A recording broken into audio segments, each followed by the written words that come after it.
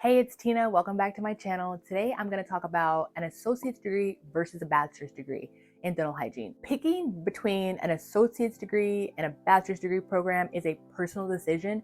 So if you're looking for me to tell you, you should definitely do one or the other. It's not that type of video. So to start with, Minnesota has 9 options here. And I'm just going to talk mostly about Minnesota because I live here, and why would I pick a random state to research, when I could just tell you everything I know about Minnesota. You have 9 different schools that you can go to get your dental hygiene degree. 6 of those are associate's programs and 3 of them are bachelor's programs. What they all have in common is that they're in person. Learning dental hygiene is an in-person process. You have to be in person learning those concepts. Now, there are bridge or completion programs, degree completion programs that are online for taking an associate's degree and earning a bachelor's. Now, those programs mostly all online. So totally different because you already know the concepts, you already know the foundation. And if that's something that you're interested in, taking an online degree completion program, just keep watching because I'm going to tell you exactly which courses to take to do that all online after you already have your associates and you're, working and just fitting it in where it fits. Now, there is kind of one extra option that is not just an associate's or a bachelor's. If you decide that you would like to earn a bachelor's after you've earned your associates, you can also earn a master's in dental hygiene. And when you have a master's in dental hygiene, you could either have a master's in dental hygiene or a master of science in advanced dental therapy. There's only 3 programs in the US and only one of them in Minnesota is CODA accredited. And I talked about CODA in my last video. If you didn't watch it, make sure you click. The only CODA Masters in Advanced Dental Therapy program in Minnesota is at the University of Minnesota. So if you're interested in that and you live in Minnesota, that's going to be where you're going. The 2 other places in Minnesota that you can get a master's in advanced dental therapy, they're not CODA accredited. And those 2 schools are Minnesota State University, Mankato, and Metro State University. I don't really know if CODA accreditation is important when it comes to getting a master's. That's not something that I'm interested in. So I'm not 100% sure, but I would say that if you went to a CODA accredited school for your associates, I'd probably go to the CODA accredited school. But one of the programs that offers that master's is Metro State University here in Minnesota. And that's one of the universities that allows you to do that bachelor's online completion program. So I'll be honest, I'm personally just gonna get an associate's. So when it comes to some of these things that are a little bit more intricate, I don't know what the best option to pick is.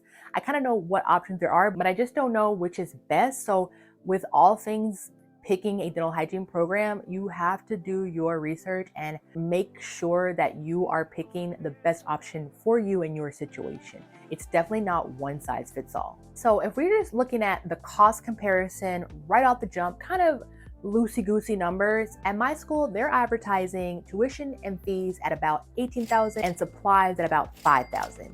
And if you wanted to go get your bachelor's degree online at Metro, I did the math and that's about an extra $10,000. And I'm actually making a video in just a couple weeks breaking down the cost of the first semester, including every single thing, because again, the website says, oh, $18,000 tuition and fees, $5,000 for supplies. That's cute, and I bet it actually will equal out to that. I believe that. But I think seeing it in black and white about okay, you're going into the first semester, you're starting in less than 30 days, get ready. Now, if you compare that to the University of Minnesota, getting a bachelor's there, they're telling you up front about $60,000. So again, I assume it's gonna be a little bit more. I assume my associates is gonna be a little bit more than the $18,000 plus $5,000, but even comparing, you can kind of see what the difference is, right? And then just taking the associates plus that $10,000 bachelor's completion also is a whole different level than a full-on bachelor's at the university. But that's to be expected. Of course, one thing you always want to look into is scholarships. That can be a great way to bring your costs down. There are some scholarships I've seen that are specifically for second year students. So that pool of people that you're competing against is way lower because I couldn't apply to that scholarship. I saw that scholarship when I was looking this year, and it's definitely on my list for next year, but it's like I wasn't even eligible. So if you're in that second year, go ahead and get your scholarships. Now, the pay. There's really no difference in pay. If me and you show up in an office and I have my associates and you have your bachelor's, there's not going to be a pay increase because you have your bachelor's. Now, there could very well be a perception of you being a more qualified applicant because you have a bachelor's over somebody with an associate's, but we can't control how people perceive us, and you definitely aren't going to be getting any extra money out of them. That's just not the way things are done. So when you're just doing those basic or traditional dental hygiene duties, like being a part-time dental hygienist, being a full-time dental hygienist, being a temporary dental hygienist, being a travel dental hygienist, those type of things, it's all going to be the same pay. And of course, full-time dental hygienist, part-time dental hygienist, that part is pretty self-explanatory. When it comes to a temp dental hygienist and a travel dental hygienist, I think some people that I've seen online, like some of the YouTube girlies, are using the terms interchangeably, or that's kind of how I interpret their videos. My understanding and my idea of what a temp hygienist is that they have no home office and they work with either an app, multiple apps, or an agency, and they get matched up to offices and shifts that they want to work around their schedule. Now, I think that a lot of times people will talk about that type of situation, but they will call it a travel dental hygienist. But when I think of a travel dental hygienist, I think of traveling outside the state, like a travel nurse. And a travel nurse, from what I understand, again, not a nurse, don't have nobody's nursing degree, but from what I understand, a travel nurse goes out of the state. But hey, maybe I'm super wrong, because as far as I'm aware, it's not super duper easy to just get a dental hygiene license in another state. It takes a considerable amount of time if you have to do more of those examinations, like a clinical examination or a state examination, something like that. I talked about some of the licensing that's required to be a dental hygienist in my last video, so definitely go check that out if you haven't seen it. But from what I understand, it's not super simple to just like for me to jump over to Wisconsin and start cleaning teeth. Like it doesn't work like that. So I would definitely have to do some more research. Another thing you can do with your associates or bachelors is you can volunteer.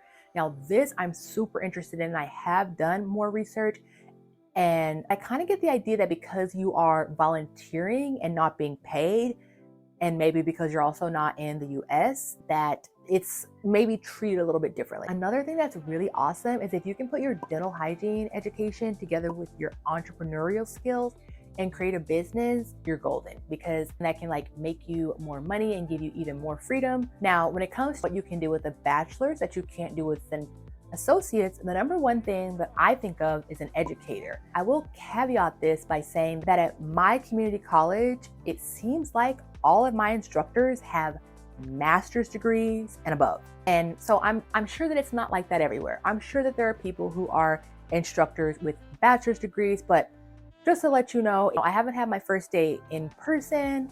I am less than 30 days out, but if I'm reading everything correctly, like these instructors, like they're educated. They went to school, they know their stuff. So if that's something that you want to do, you want to educate people, prepare to be educated yourself.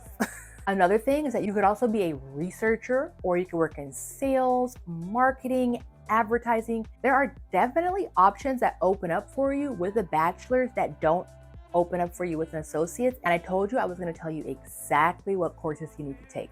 So here we go. Metro State University has 10 courses. The 10 courses are dental hygiene care for culturally diverse and special needs populations, evidence-based dental hygiene practice, management of oral health care delivery, educational concepts in dental hygiene, designing and managing teams in healthcare, current and relevant topics for the dental hygienist, medical ethics, writing in the major, statistics, and your dental hygiene capstone, which is, I think, like kind of a final project type of class. I think that if you're into like academia, probably the word capstone means a lot more to you than it does to me. Even though I already did like 7 semesters of college, I don't know what it means. Not really. Now, Minnesota State University Mankato has 11 courses: Advanced Dental Hygiene Practice, Current Issues in Dental Hygiene, Technology and Oral Health, Dental Hygiene Care Planning, Decision Making in Periodontology, Research Methods in Dental Hygiene, Oral Medicine and Treatment Planning, Principles of Oral Health Promotion, Oral Health Promotion Practice, and then 2 separate courses: Educational Methods and Educational Research in Dental Hygiene. So that about sums it up. You can choose right off the bat to get your associates, then your bachelor's, however way you want to get it,